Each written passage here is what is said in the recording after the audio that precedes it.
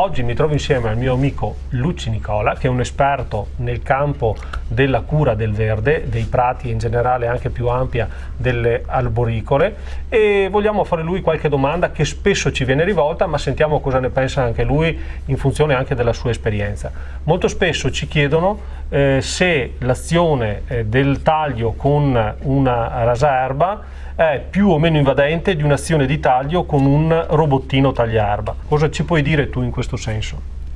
Intanto partiamo dal primo punto principale, secondo me.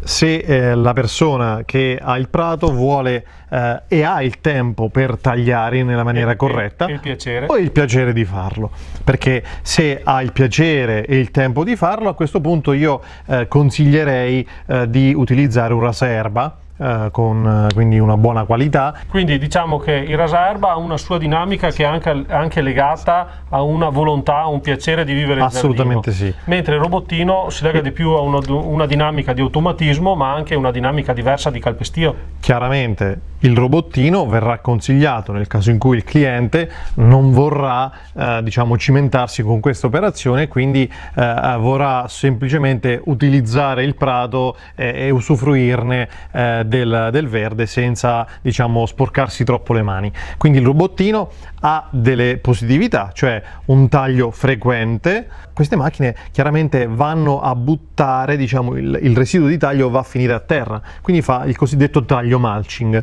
che ha delle positività sotto certi punti di vista, perché queste piccole frazioni di foglie che vengono tagliate e in qualche maniera, passatemi il termine, disintegrate e vanno a terra, fanno sì che aumenta la sostanza organica nel terreno, ridiamo indietro quindi una parte dei nutrienti che solitamente diamo al prato e ridiamo anche una parte dell'acqua che la pianta stessa ha all'interno della foglia. Non gli rubo niente, ma gli restituisco. Tendo a restituire qualcosina. Chiaramente quali sono le parti negative del robottino? Gli aspetti negativi sono che se ci sono qualche malattia, il robottino non è che evita magari la presenza del fungo, quindi comunque si può sporcare con le spore e può portare in giro la malattia. Un eccesso di mulching, quindi un eccesso di sostanza organica, può portare a un eccesso di feltro. L'eccesso di feltro non è positivo, quindi può portare malattie e altre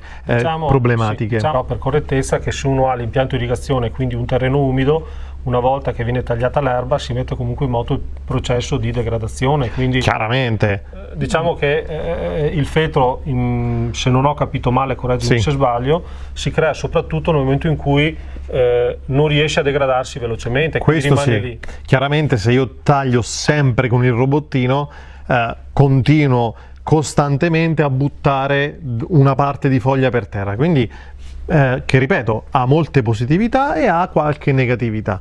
Da questo punto di vista va chiaramente, basta che uno lo sa e quindi magari fa qualche areggiatura in più negli anni, in modo tale da eliminare il feltro che magari nel tempo si è creato. Più o meno sono queste le positività e le negatività di un robottino. Un rasaerba invece tradizionale può essere utile quando magari invece abbiamo il prato che si è alzato un po' troppo e chiaramente abbiamo bisogno di energia più e una potenza maggiore per andare a tagliare magari un prato che magari siamo stati in vacanza, l'abbiamo un po' tralasciato, ci sono state piogge molto abbondanti, non siamo riusciti a tagliare. Andiamo con il rasaerba tradizionale che ha più forza e quindi riesce a tagliare in misura maggiore, in maniera più netta in questo momento la foglia del nostro prato. Chiaramente dobbiamo sempre rispettare la regola dell'1/3 e in questo caso quindi consiglio il rasaerba tradizionale. Un'altra cosa positiva del rasaerba tradizionale è quello che può avere quindi lo scarico quindi all'interno di un cesto, quindi il residuo del taglio può essere portato e asportato via dal prato e quindi eliminando, diciamo, il problema del feltro, comunque diminuendolo fortemente. Quindi abbiamo capito che ci sono vantaggi e svantaggi in ogni caso, sta un po' a noi o in base alle nostre anche condizioni che adottiamo un sistema o l'altro. Quindi a questo punto fate quello che volete e ciao a tutti e buon taglio. Ciao.